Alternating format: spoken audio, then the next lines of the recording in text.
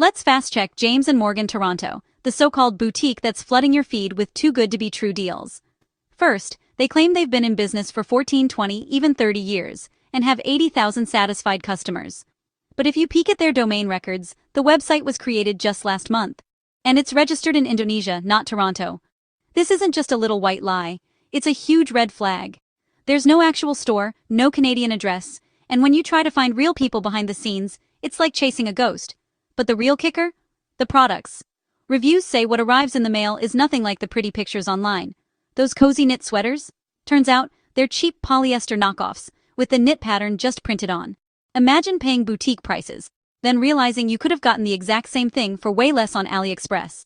And about that 30-day money-back guarantee? It's a mirage. Most customers are denied refunds, or offered a small percentage to just keep the junk. If you push for a return, they'll tell you to ship it back to China, on your own dime. Spoiler, the return shipping costs more than what you paid for the item. Here's the shadiest part. Almost every photo on their site is snatched from other retailers. It's not just misleading, it's straight-up deception. So, what are people really saying? Trustpilot ratings for these Toronto scam sites hover around 1.9 out of 5. Ouch. Review after review calls them out. Scam.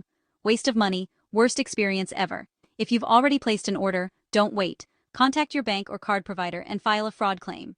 Bottom line, James and Morgan Toronto is just another dropshipping scam hiding behind a fake local story. Stay sharp and always do a quick background check before shopping online.